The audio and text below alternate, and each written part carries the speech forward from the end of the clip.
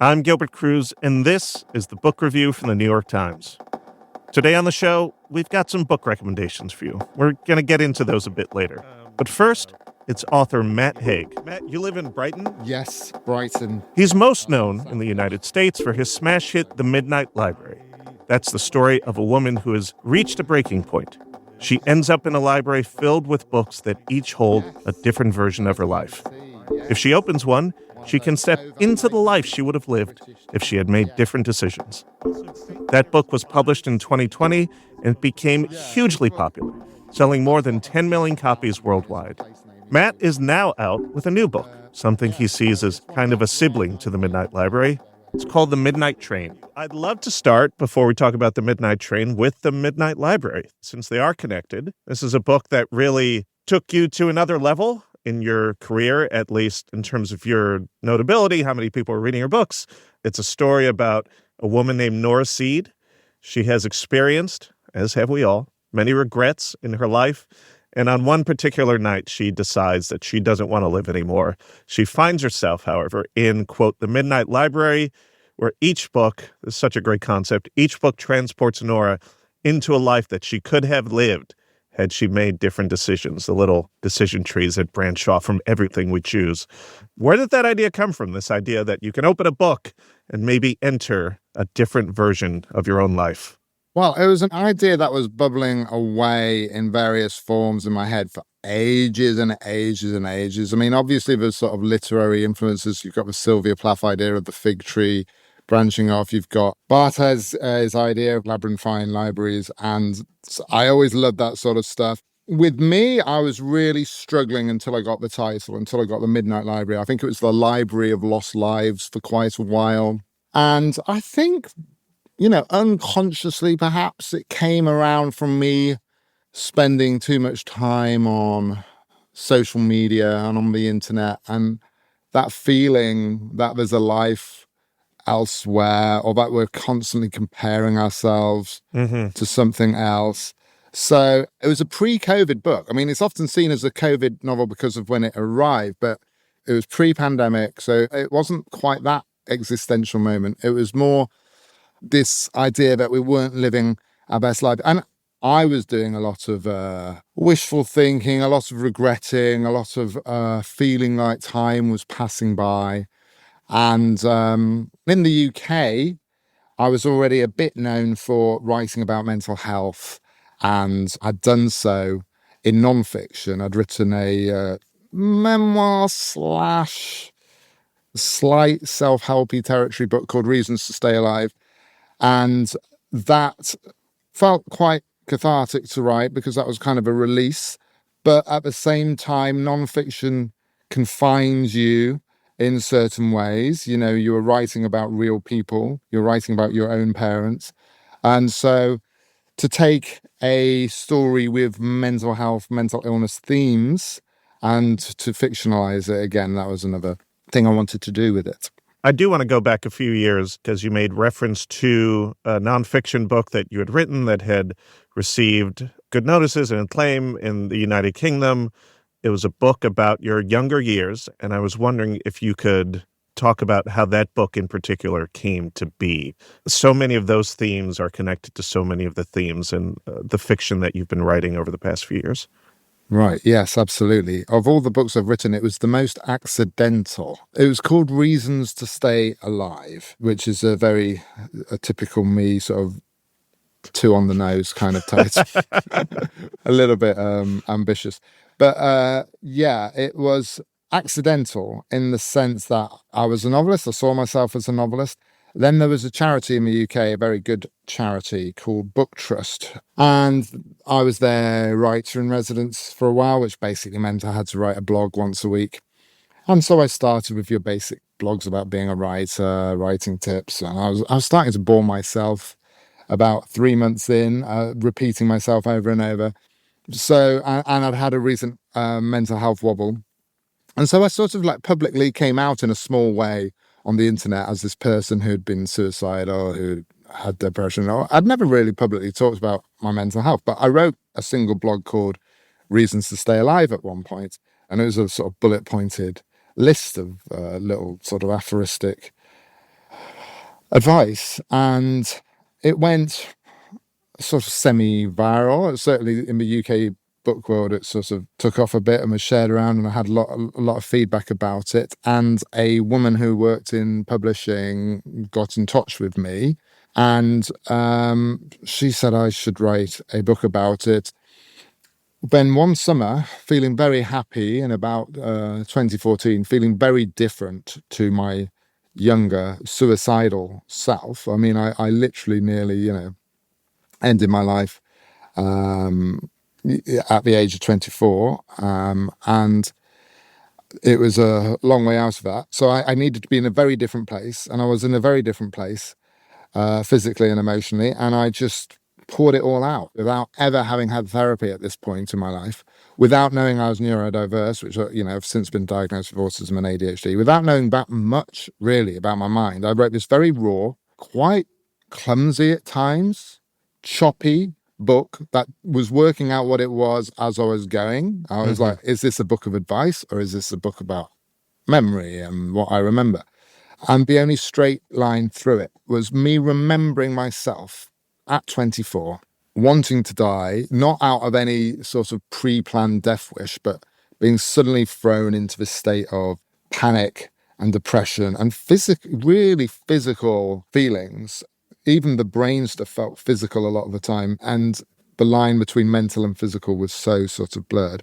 And I didn't know what was happening to me. So it was like being in a burning building. You don't plan to throw yourself out of a window, but suddenly the situation had massively changed. So it was a desperate thing that had come on the back of years, I think, of low-level depression, undiagnosed, masked mental health issues, masked by alcohol and drugs. It was very sort of cathartic to write all that stuff and to speak to that person. That was what I was sort of trying to do. I was trying to write a sort of message in a bottle back through time to this person to see if there are words that could keep someone in that state or someone next to someone who's been in that state, to see if anything could get through. A lot of the people who responded to it, obviously, yes, there's a lot who had gone through something similar. But what really sort of touched me was people who had been struggling in relationships with like their children or parents or partner, understanding what had gone on in their sort of darkest moments. And I think that was another incentive of mine, to provide a kind of window, because I can remember being unable to articulate what I was feeling. Often it was like a physical heaviness, like I could hardly speak because of a sort of weight.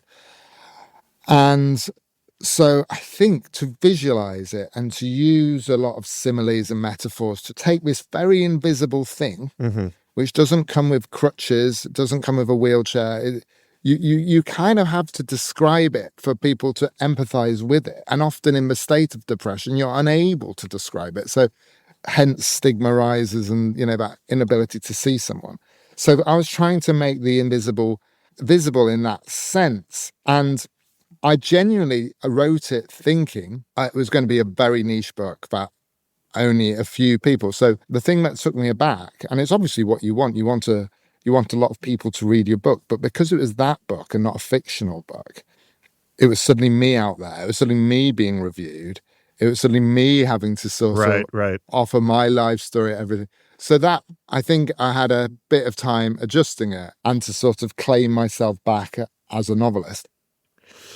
At a point after having a breakdown when you were in your early 20s, you moved back home, as you write.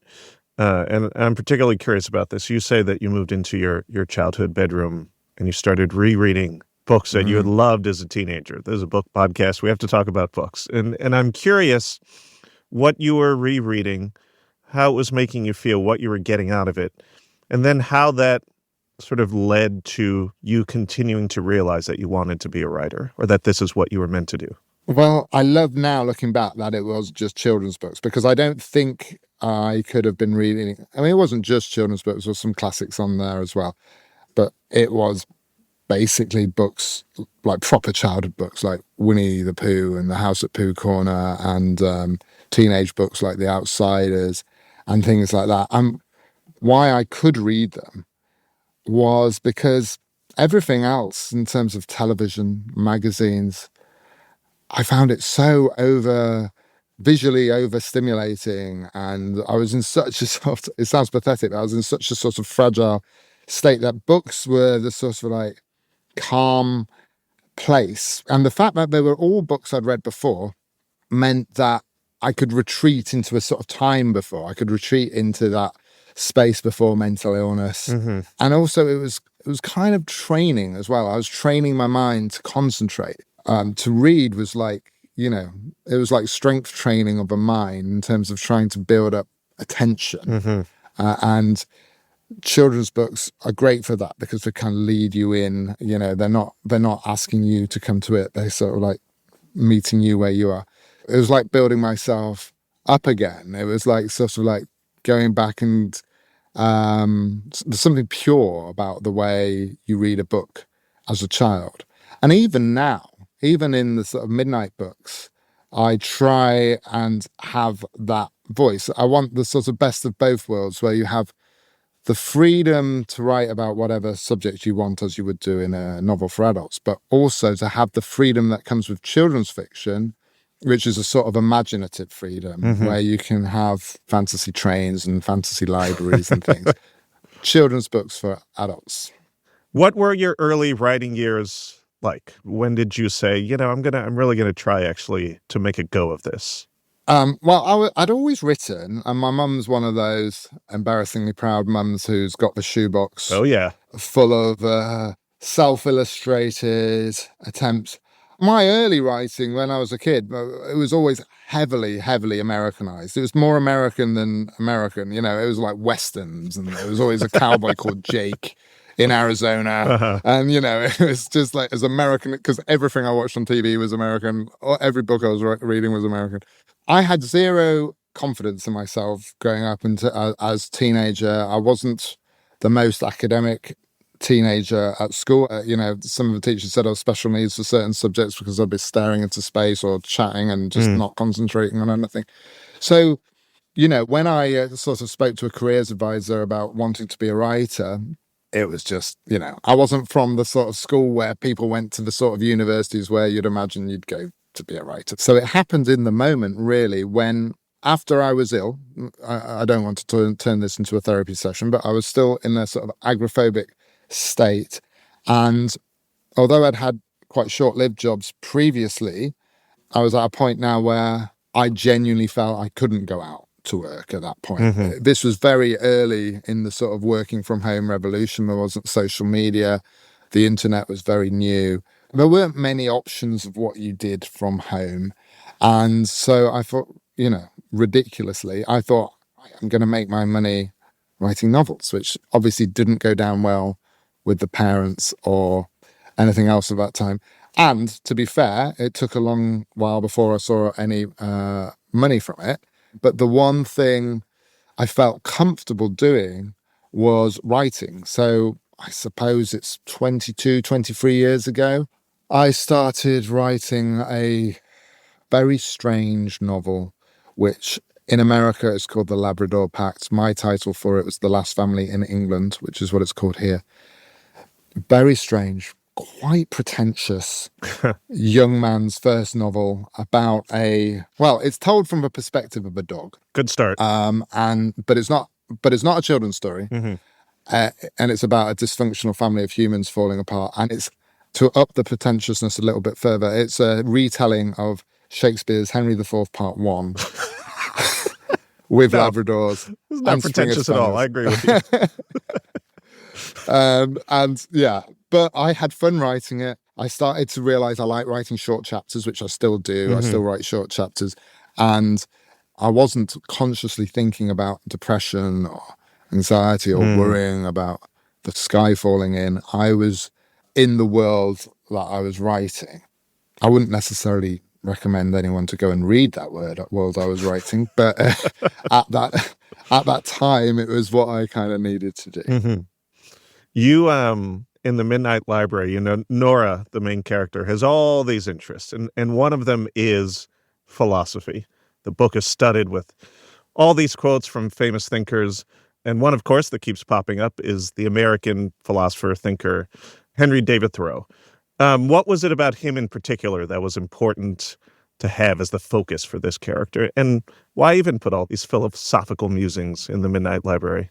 Well, I think Thoreau is like a very attractive figure for a 21st century mind that feels overwhelmed by modernity and contemporary society, capitalism, everything else. Just not necessarily the real man who he was, but the idea of Walden, the idea of going into the woods, building a cabin, retreating from society, and then enriching yourself more. And I suppose the theme of the Midnight Library, without being too spoilerish, is essentially about valuing the minimalism of your own existence and seeing that as, the things that look shiny, like the Olympic medals or the high-flying careers or the infinite riches, they might not be the answer. And maybe the answer is sort of already inside you and retreating. And I feel like Walden in particular, it's about the practicalities of nature and living in nature, but it's also on that spiritual level about stripping everything else away and seeing what's there.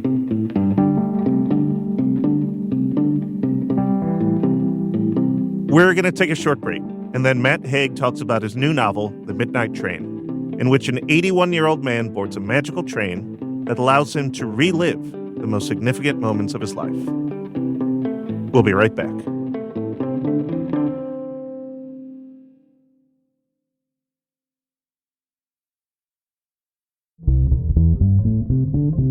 A phrase and a term that has become very popular in the past couple decades, of course, is world building.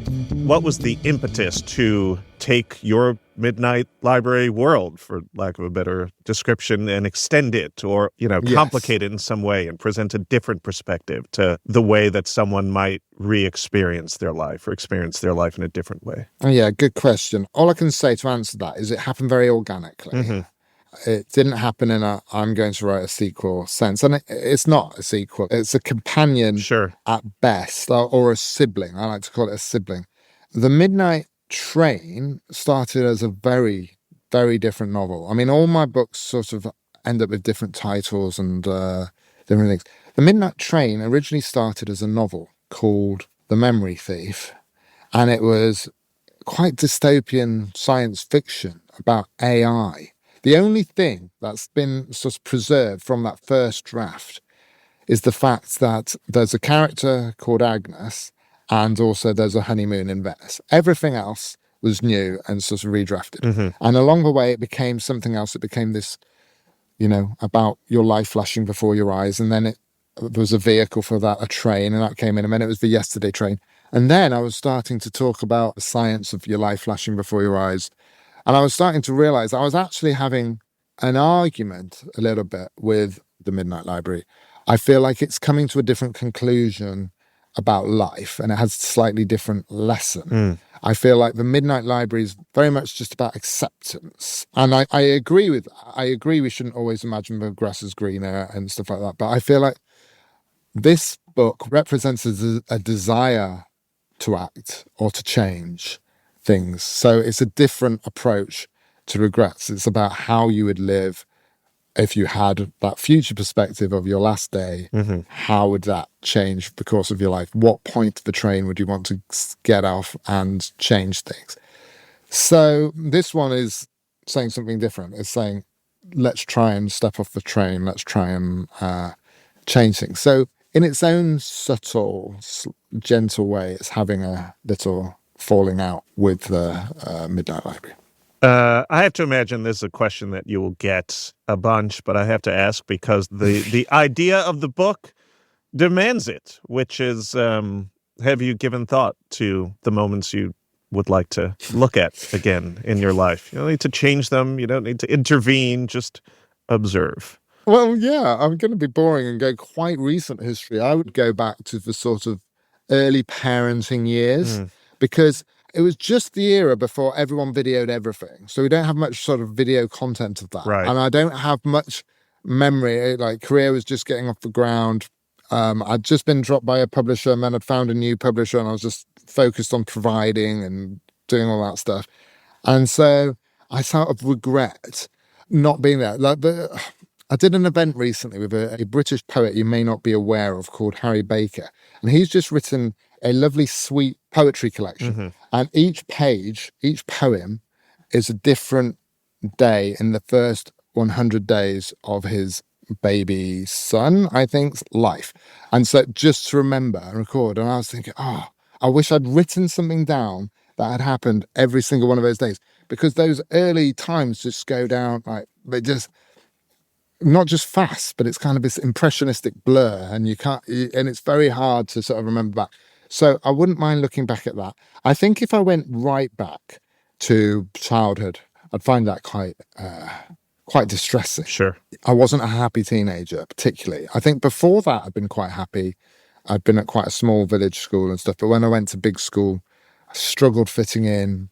I was, in Britain, there's a lot of sort of class dynamics. And I was at this very quite tough school. And I was seen as quite posh because my mum was a teacher, my dad was an architect. And I sort of struggled fitting in there. And I was often quite sort of like downwardly mobile, and I got into shoplifting, and I ended up getting arrested for shoplifting at the age of 16. And so I was a bit of a delinquent for a while, at the same time as retreating to the library and being bookish. So it was this strange combination. So not happy times at that point in time, and not, giving my parents quite a lot of grief as well. So not that I would, yeah. But the thing is about having a sort of like difficult teen years. I think Graham Greene said that childhood is like a miserable childhood. It's the bank you keep on pulling. Absolutely. And my childhood wasn't that miserable all the time, but I had enough of it in my teenage years to sort of like, okay, I can write forever. I can process. Yeah, that quote is the only thing that makes me feel good about certain years in my childhood as well. So thank you for bringing that up. We're approaching the end of our conversation here, Matt. It's been a wonderful conversation. I want to turn to our weekly segment. The New York Times Book Review for more than a decade has asked authors, new and old, a recurring set of questions about their reading. It's a series we call By the Book. And Matt Haig, I have some extremely specific questions for you. Are you prepared to answer them? I am prepared to answer them. Okay, first question. What book might people be surprised to find on your shelves? I think if you looked at my shelves, you'd be surprised. I've got a lot of very strange history books. Like I've got the history of the amusement park, and I've got the history of Las Vegas architecture, and I've got lots of sorts of like pop culture history kind of books. It is a niche of mine that I'm very interested in. Mm-hmm. It's probably less surprising. I've got lots of music biographies and things like that. But my dad was an architect, so I'm kind of interested in architectural history. So I've got a bit of that. I've also got quite a lot of manga, because my son's got me into manga. Very cool. So that might be surprising. Matt, what is your favorite book that you think no one else has heard of? I'm going to choose one called Paris Trance by Jeff Dyer. Not much happens apart from 4 young people, I think Americans and British and French, are in Paris, hanging out together, going clubbing together, chatting together. It's very 90s. It absolutely summed up my sort of life at that point in time. It just captures Paris. There's a lot of talk about jazz in it, and there's lots of conversations. If someone wanted to capture that sort of youth era 90s and get a flavor for it, mm-hmm. There's a lot of places to go, but I think Paris Trance would be it. So that was a novel I read at a time when I was hardly reading anything, and it got through, and not many people, I don't think, know of it, even if they've heard of Jeff Dyer. So I'd say Paris Trance. That is a great recommendation. Jeff Dyer is just one of the most diverse authors there is. He's written so many books that are sort of all different. Okay, Matt, what is the best book that you have ever received as a gift? Best book I've ever received as a gift, I've got it here. For those who can actually see this, I am holding up a Alice's Adventures in Wonderland from the 19th century, but not a first edition, alas. It is possibly a third or fourth or fifth edition. Mm-hmm. But it's from like 1890. So it's probably near over 2 decades after it was published. But this is from my grandmother on my dad's side, and it was from her grandmother. So it's the closest thing I've got to a family heirloom, Oh, and it wow. is Through the Looking Glass and Alice's Adventures. Okay. Make sure you don't lose that one. Matt, what books do you find yourself returning to time and again? I would say two different ones. I would say Invisible Cities by Italo Calvino, which is basically every page is a different city, and it's an imagined city. They're fantastical cities. The actual setup is Marco Polo talking to Kubla Khan about his travels, but essentially he's just talking about Venice, and they're all imaginary, fantastical versions of Venice. So you can sort of open it up on any page and disappear into a fantastical city. So it's like a travel book for the imagination. I love that. And it's very rereadable because it's not really a book with a story. You can sort of pick it up anywhere. I'd also say, lots of children's books, but I'll go with Winnie-the-Pooh or The House at Pooh Corner, because I think you read it as a child and you're just enjoying the adventures, and then you read it as an adult and you see all these hidden depths. And I'm fascinated by A.A. Milne and the fact that he had a very sort of troubled life. He probably had what we would call PTSD, shell shock from the war, and he'd created the world of 100 Acre Wood to sort of retreat into that. So it's It's sort of designed to be a comforting read, and it's got a lot of wisdom. And I also like the fact that each character is a kind of, now looking at a 21st century lens, is this kind of mental health archetype. You've got anxiety with Piglet, you've got depression with Eeyore, you've got the sort of neurodiversity coming in with like Kanga and Tigger's ADHD. So you can see it in so many different lights and in philosophical terms as well. So I'd say Winnie-the-Pooh is a good one to go back to as well. I believe it's celebrating its 100th. There's a 100th anniversary this year. Yes, it is. There's been lots of sort of celebrations on BBC Radio and things, but yes, I think so. But I think the original bear, isn't the original bear in New York Public Library? The Queen of England is visiting New York next week, I believe, and it's possibly going to pass by the New York Public Library. Oh, and put it in her handbag and take it back. Maybe gonna steal it. It's just gonna be an Ocean's 11 type heist. It turns out the Queen did not steal the bear.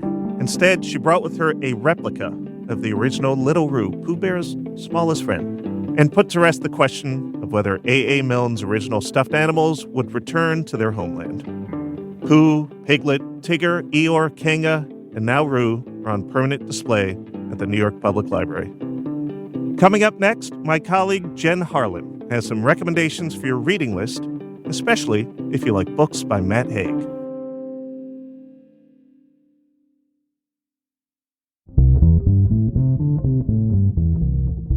Okay.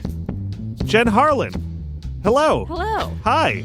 I asked you to come on the show because you're one of the editors at the Book Review who is particularly good at recommending books to people. We tell you what we're looking for, what we've liked, what we've read recently, and then you say, how about these? It is my favorite game, both at work and outside of work. You're perfectly matched here. I'd love to hear your thoughts on some books to read that are similar to the work of Matt Haig. So I think when people talk about Matt Haig's books, there are a few things that really draw the fans of those books to them. They are life-affirming, they're heartwarming, they have some sort of like inherent tenderness at their core, and also maybe have a little bit of a speculative element, not full-blown fantasy, but there's something funky going on with time or space or portals into other parts of your life. And so those are sort of the things I'm thinking about with these books that I'm going to talk to you about today. The first of which is The Invisible Life of Addie LaRue by V.E. Schwab, who is predominantly a fantasy writer. She's also written some sci-fi. She had a book about vampires last year. She's written about superheroes. She's written about wizards.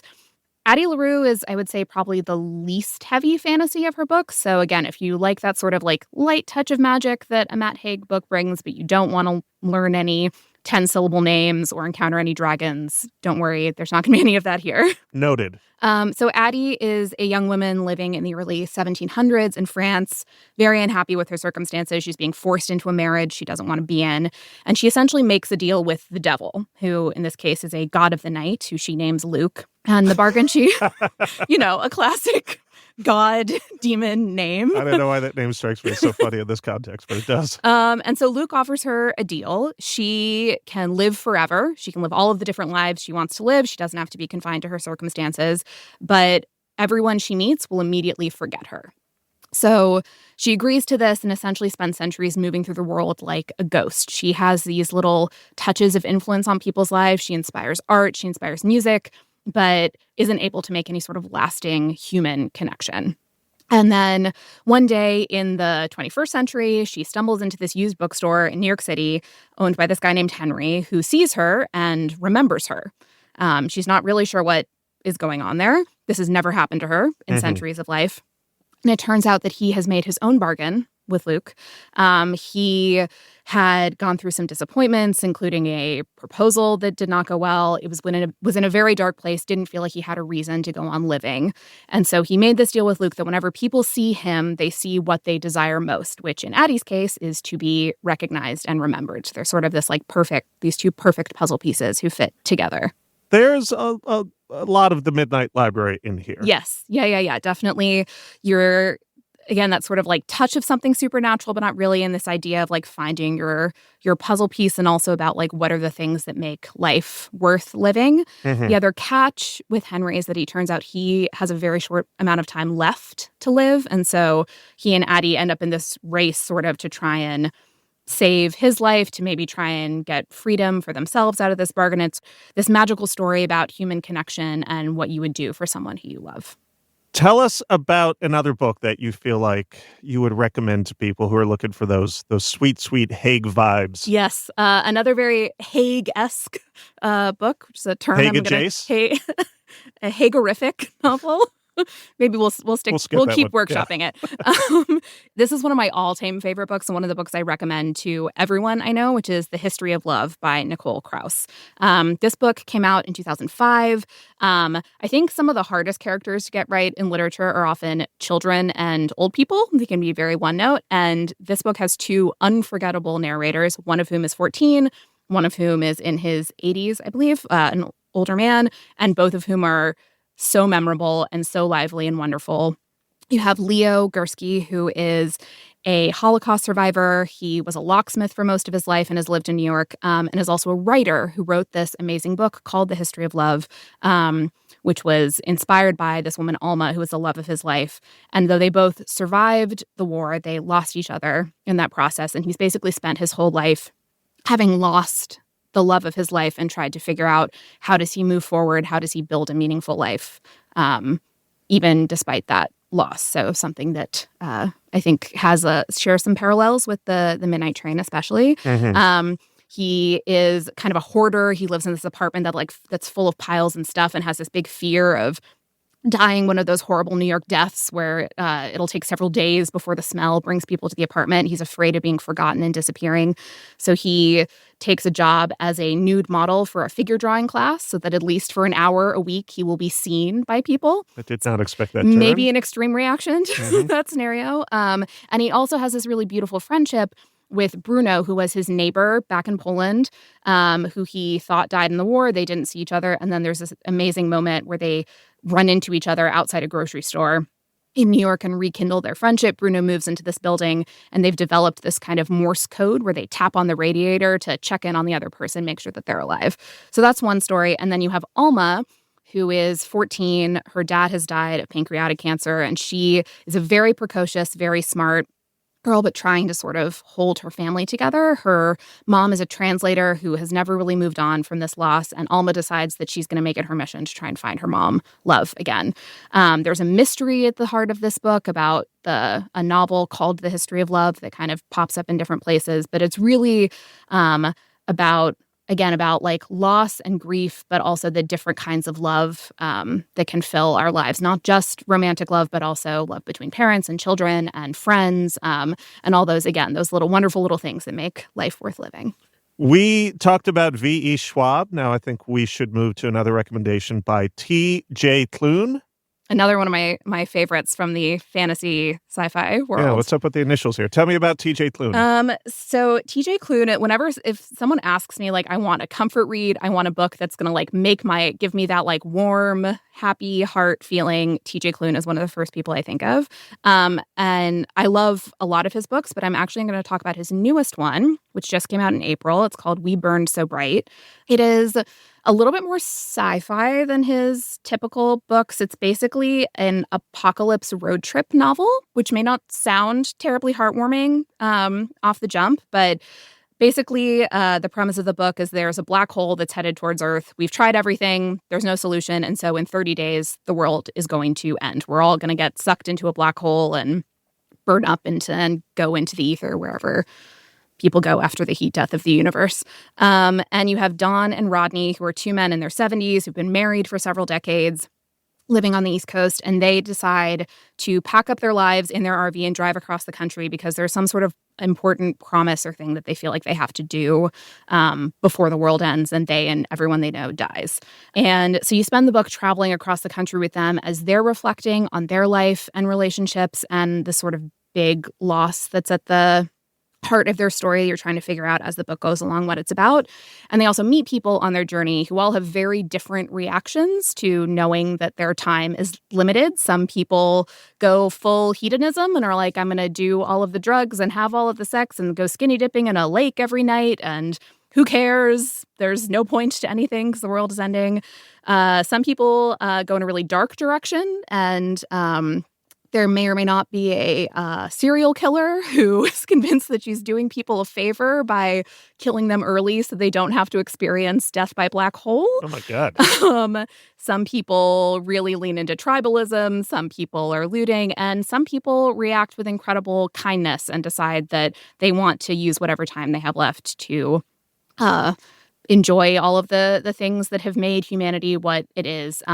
It is a sad book, but also really tender about how all the ways that humans can be both selfish and horrible, but also unexpectedly generous and kind. Yeah. Which path would you take?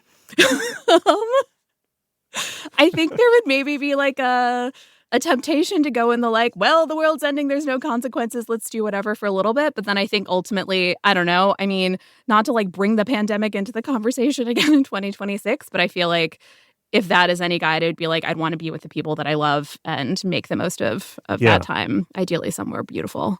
Probably not as much as I love New York. I think I would want to get away from the millions here if the world is ending. That's very nice. Tell me about your next recommendation for people who are looking for, something a little Matt Haig-y, a novel love story. Yeah, so I, as followers of the book review may have heard, I am also a big romance reader. I cover a lot of romance, and I think the reason that a lot of people are drawn to romance novels is similar to the reason why people are drawn to Matt Haig books. Sometimes you want to know that you're in, no matter what happens along the way, for a happily ever after. You want to know that things are going to work out okay. And the like joy and discovery comes from figuring out how you get to that point. Ashley Poston is a author who writes primarily what I would call paranormal romance, but again, with this sort of like light magical realism touch. So no vampires, no werewolves, but usually something going on with time or space that's a little unmoored from reality. Mm-hmm. A novel love story is about this woman named Elsie whose life has kind of fallen apart. She has been left at the altar. She's depressed. She's been really living for this trip that she and her friends in her book club take every year, where they have a weekend where they just go and read together for a few days, which is honestly like maybe my dream weekend. Sounds incredible. But at the last minute, all of her friends bail on her. And so she's sort of like picking herself up by her bootstraps and is like, I'm going to go do this on my own. Drives into a storm, almost runs this guy over, and then finds herself in this very charming, idyllic small town that seems strangely familiar. And she eventually realizes that she has somehow gone through some sort of portal and is in the world of her favorite cozy romance books series. So she recognizes all the landmarks. It's like romance schmigadoon. It's yes, exactly. Uh-huh. It's like romance on romance. And so she can see like all of her favorite couples whose books she's read, but they're all living after their happily ever afters in this town. And this is not a Christmas Carol or It's a Wonderful Life kind of situation. She is actually in the town interacting with people and starts to have these ripple effects on the characters and on the town. And there's one character there who she cannot place, who is Anders, who is the very grumpy owner of the bookstore, a classic romance hero trope. And he has not appeared in any of the books. And is very unhappy with the way that she is disrupting the kind of homeostasis of this little pocket universe. But the more she gets to know him, she starts to figure out how she got to the town, why she's trapped there, how he might have gotten there and gotten trapped there. And it becomes this very moving and like tender story about, again, like grief and healing and love, and also not just about the sort of stereotypical happy ending, but about the real life that comes after that, which can be messy and complicated, but it is also more human and real and satisfying for that.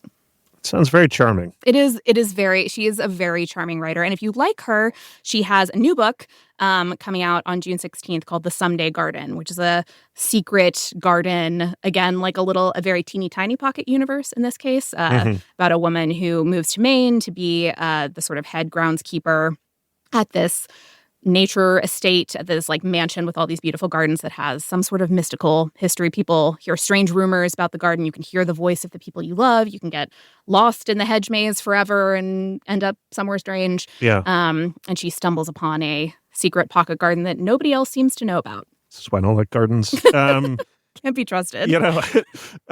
Jen, thank you so much for coming on. You are just a master recommender. You read so much. You can read a person, know what they would like. I feel like anyone listening to this who is into Matt Haig is going to come away with at least one book that they are going to love. That is my sincere hope. The book review is produced by Sarah Diamond, Amy Pearl, and Patricia Sulbaran. It's edited by Larissa Anderson and mixed by Pedro Rosado. Original music by Dan Powell and Alicia Baitu. Special thanks to Dahlia Haddad. We want to hear what you think about the show, so send us an email at thebookreview@nytimes.com. I'm Gilbert Cruz. Thanks for listening.